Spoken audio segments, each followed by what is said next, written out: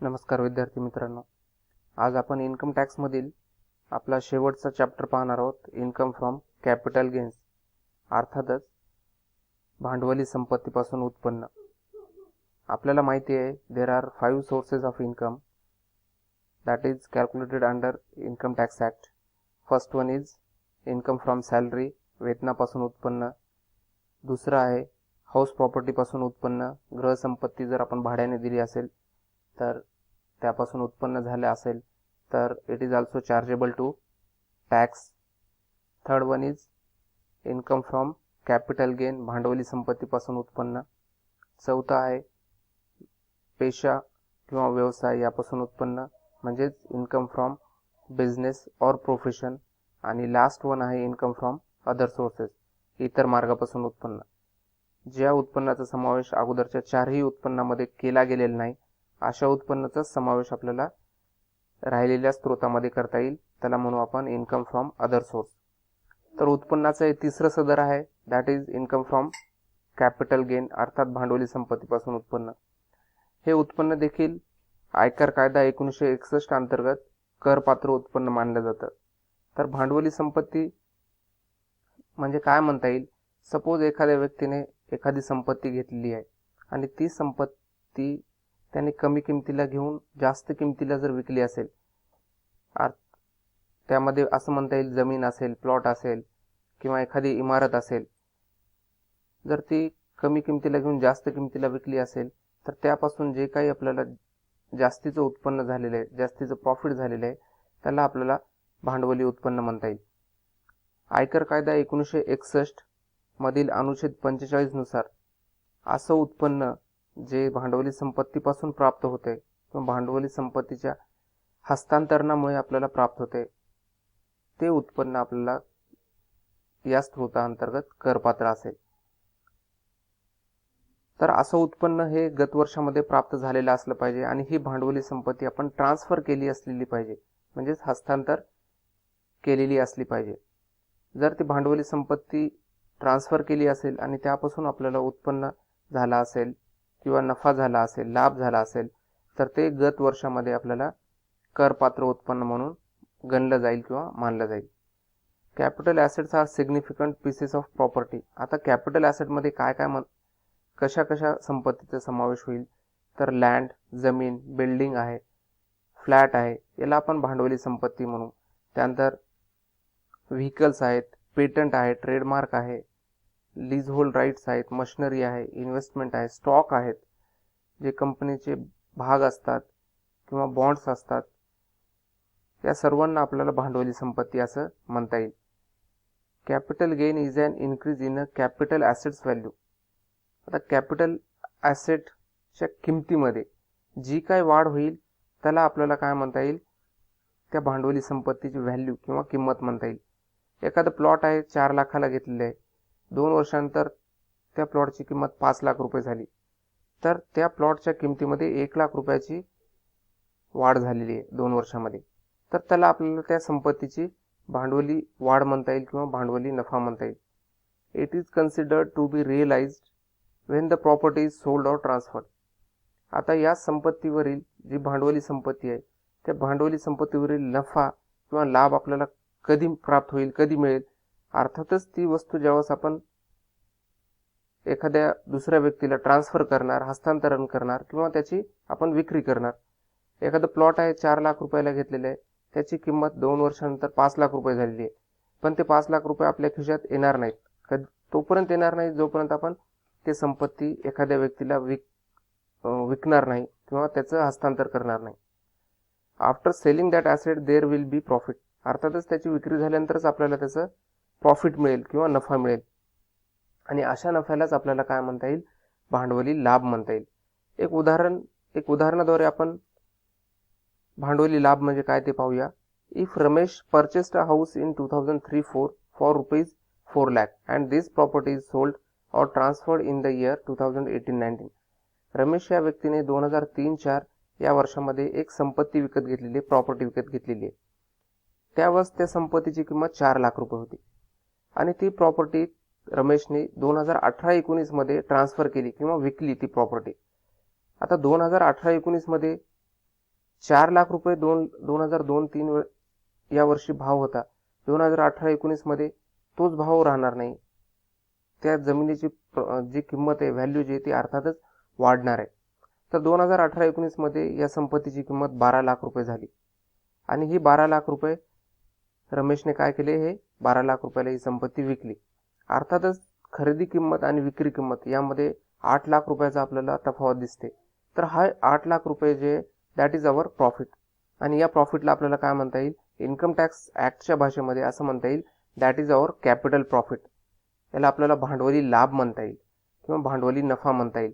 आणि हा भांडवली नफा म्हणजे अर्थात 8 लाख रुपये, हा जो भांडवली नफा आहे तो रमेश या व्यक्तीच्या हातामध्ये टॅक्सेबल असेल, इन्कम टॅक्स लागेल या 8 लाख रुपयावरती. तर आता transfer of capital asset income टॅक्सच्या ॲक्ट कायद्यामध्ये ट्रान्सफर म्हणजे काय म्हणता येईल, the sale, exchange or relinquishment of the asset. म्हणजे ट्रान्सफर म्हणजे काय, अर्थात विक्री. ट्रान्सफर म्हणजे एकतर ॲसेट विकला असेल किंवा त्याची बार्गेन केली असेल, म्हणजेच एखादा ॲसेट देऊन दुसरा ॲसेट घेतला असेल, एक्सचेंज केला असेल, किंवा त्या संपत्तीवरील आपण अधिकार जर त्याग केले असतील, सोडून दिले असतील, तर त्याला आपल्याला ट्रान्सफर असं म्हणता येईल. किंवा नंबर 2 आहे the extinguishment of any rights. जर एखाद्या संपत्तीवरील आपण अधिकार जर सोडून दिले असतील, त्या संपत्तीपासून जो काही लाभ होणार आहे, नफा होणार आहे, ते अधिकार आपण जर त्याग केला असेल, सोडला असेल, तर त्याला देखील ट्रान्सफर म्हणता येईल. तर आयकर कायदा 1961च्या अंतर्गत ट्रान्सफर म्हणजे काय, एकतर विक्री किंवा त्या संपत्तीवरील अधिकार जर सोडून दिले असतील आपण, तर त्याला आपल्याला ट्रान्सफर ऑफ कॅपिटल ॲसेट असं म्हणता येईल. आता ट्रान्सफर ऑफ कॅपिटल ॲसेट केल्यानंतर ह्या 3 जर बाबीची पूर्तता होत असेल, 3 गोष्टीची पूर्तता होत असेल, तरच त्यापासून जे काही उत्पन्न झालेलं असेल that will be considered as capital gain. तर 3 बाबीची, 3 अटींची जर पूर्तता जर झाली असेल, तर आपल्याला भांडवली संपत्तीपासून जो काही लाभ झाला असेल तो लाभ आपल्याला इन्कम फ्रॉम कॅपिटल ॲसेटच्या अंतर्गत करपात्र असेल. तर 3 अटी महत्त्वाच्या आहेत. पहिली अट आहे, there must be a capital asset which is held by the SEC. पहिली बाब आहे की जो काही करदाता आहे त्या करदात्याने ती भांडवली संपत्ती धारण केलेली असली पाहिजे, तो त्या संपत्तीचा मालक असला पाहिजे. जर त्याच्याकडे ती संपत्तीच नसेल तर तो ट्रान्सफर करू शकणार नाही. त्यामुळे तो व्यक्ती कॅपिटल ॲसेटचा मालक असला पाहिजे. नंबर 2 आहे, the capital asset must have been transferred in the previous year. ती जी संपत्ती आहे, भांडवली संपत्ती, ती गत वर्षामध्ये ट्रान्सफर झालेली असली पाहिजे, तिचं हस्तांतरण झाले असलं पाहिजे, तिची विक्री झालेली असली पाहिजे.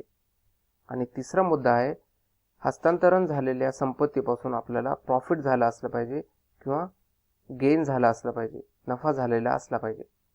ह्या 3 बाबीची पूर्तता झाली असेल तर आपल्याला त्या संपत्तीपासून जो काही नफा प्राप्त झालेला आहे दॅट नफा और that profit is considered as capital gain.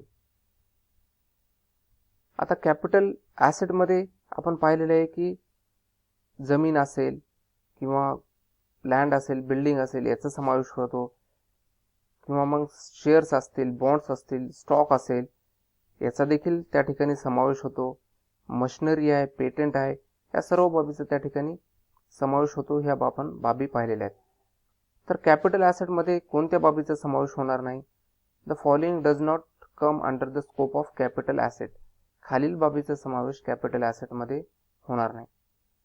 Any stock, कन्झ्युमेबल्स और रॉ मटेरियल. जर तुमच्याकडे कच्चा माल असेल किंवा स्वतःच्या वापरण्यासाठी एखादी वस्तू असेल तर त्या गोष्टीचा समावेश कॅपिटल ॲसेटमध्ये होणार नाही. सपोज ज्वेलरी आहे, तुम्ही स्वतःसाठी वापरताय, तर त्याचा समावेश कॅपिटल ॲसेटमध्ये होणार नाही. त्यानंतर personal goods such as clothes and furniture.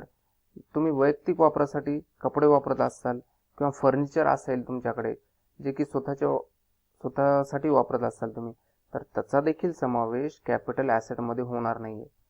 तुमची ॲग्रिकल्चरल लँड असेल, जमीन असेल, जे की ग्रामीण भागामध्ये जमीन आहे, तर त्याचा देखील समावेश कॅपिटल ॲसेटमध्ये होणार नाहीये आणि त्याच्या विक्रीपासून जो काही लाभ झालेला आहे त्याचा देखील समावेश कॅपिटल गेनच्या अंतर्गत होणार नाहीये.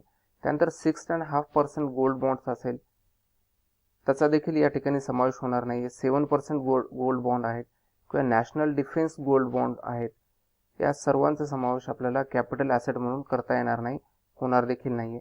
त्यानंतर स्पेशल बिअरर बॉन्ड आहेत 1991ला, जे स्पेशल बिअरर बॉन्ड आहेत त्याचा देखील समावेश यामध्ये होणार नाहीये. Gold deposit bonds issued under the gold deposit scheme, जर गोल्ड डिपॉझिट बॉन्ड असेल 1999 मध्ये याची विक्री केलेली आहे गव्हर्नमेंटने, तर त्याचा देखील या ठिकाणी समावेश होणार नाही. Deposit certificate issued under the gold monetisation scheme, 2015 मध्ये जे काही गव्हर्नमेंटने गोल्ड मॉनिटायझेशन स्कीमच्या अंतर्गत जे काही डिपॉझिट घेतलेली आहे, सर्टिफिकेट दिलेली आहे, त्याचा देखील समावेश या ठिकाणी होणार नाही. म्हणजे या सर्व संपत्तीचा समावेश आपल्याला कॅपिटल ॲसेट म्हणून करता येणार नाही. तर कॅपिटल ॲसेट किंवा कॅपिटल गेन हे दोन प्रकारचे असतात. एक तर शॉर्ट टर्म कॅपिटल ॲसेट आणि लॉंग टर्म कॅपिटल ॲसेट. तर शॉर्ट टर्म कॅपिटल ॲसेट आणि लॉंग टर्म कॅपिटल ॲसेट याची विभागणी किंवा तफावत आपल्याला या तक्त्यावरून समजून घेता येईल, या स्लाइडवरून आपल्याला कळेल. जर तुम्हाला शॉर्ट टर्म कॅपिटल ॲसेट जर समजले तर लॉंग टर्म कॅपिटल ॲसेट म्हणजे काय हे देखील कळेल या ठिकाणी. तर शॉर्ट टर्म कॅपिटल ॲसेट म्हणजे काय, जी संपत्ती आपण 24 महिन्यापेक्षा कमी कालावधीसाठी धारण करतो किंवा 24 महिन्यामध्ये विकतो, त्याला आपण शॉर्ट टर्म कॅपिटल ॲसेट असं म्हणू. या ठिकाणी दिलेलं आहे short term capital asset if held for less than or equal to 24 months. जर एखादी संपत्ती आपण 24 महिन्यापेक्षा कमी कालावधीमध्ये धारण केली असेल आणि विकली असेल किंवा 24 महिन्याच्या कालावधीमध्येच खरेदी करून विकली असेल तर त्याला आपण शॉर्ट टर्म कॅपिटल ॲसेट म्हणू. अर्थातच त्यामध्ये कोणकोणत्या बाबी येतील 24 महिन्याच्या कालावधीसाठी, लँड, बिल्डिंग, जमीन असेल, बिल्डिंग असेल किंवा एखादा फ्लॅट असेल जे की इमूव्हेबल म्हणजे अचल संपत्ती म्हणू आपण त्याला. इमूव्हेबल म्हणजे ज्याची हालचाल होत नाही, जसे की लँड आहे किंवा बिल्डिंग आहे, याची हालचाल होत नाही, ते स्थिर असतात, त्यामुळे त्याला इमूव्हेबल प्रॉपर्टी असं म्हणतात. तर ही जर प्रॉपर्टी तुम्ही 24 महिन्यापेक्षा कमी कालावधीसाठी धारण केली असेल तर याला आपण शॉर्ट टर्म कॅपिटल ॲसेट म्हणू. त्याचप्रमाणे अनलिस्टेड शेअर्स, ज्या शेअर्सची शेअर मार्केटमध्ये नोंद झालेली नाहीये, जसे की प्रेफरन्स शेअर्स आहेत, इक्विटी शेअर्स आहेत, अशा शेअर्सची भागबाजारामध्ये नोंदणी झाली नसेल आणि ते 24 महिन्याच्या कालावधीसाठी आपण धारण करून विकले असतील तर त्याला देखील आपण शॉर्ट टर्म कॅपिटल ॲसेट असं म्हणू. याची दुसरी बाजू असं होईल, जर 24 महिन्यापेक्षा जास्त कालावधीमध्ये जर हे ॲसेट धारण केले असेल आणि विकले असेल तर त्याला आपण लॉंग टर्म कॅपिटल ॲसेट म्हणू. म्हणजे याच्यासाठी जो क्रायटेरिया आहे, प्रिफरन्स शेअर्स, इक्विटी शेअर्स आणि अचल संपत्तीसाठी हा कालावधी 24 महिन्याचा कालावधी आहे. म्हणजे 24 महिन्यापेक्षा कमी कालावधीसाठी it is called as short term capital asset and if we are holding this asset for more than 24 months then it is called as long term capital asset. ही झाली एक बाब 24 महिन्याच्या कालावधीसाठी. दुसरी बाब, आता 12 महिने. काही ॲसेटच्या बाबतीत हा जो कालावधी आहे तो 12 महिन्याचा कालावधी आहे. आता हा 12 महिन्याचा कालावधी कसा आहे, तर securities listed in a recognised stock exchange, जर भागबाजारामध्ये एखाद्या सिक्युरिटीची स्टॉकची नोंदणी झाली असेल आणि किंवा unity of equity oriented fund, UTI मध्ये जे काही इक्विटी ओरिएंटेड फंड आहेत, झिरो कुपन बॉन्ड्स आहेत, यांच्यासाठी हा कालावधी 12 महिन्याचा आहे. म्हणजे 12 महिन्याच्या पेक्षा कमी कालावधीसाठी एखादी संपत्ती धारण केली असेल तर ती संपत्ती आपण शॉर्ट टर्म कॅपिटल ॲसेट म्हणू.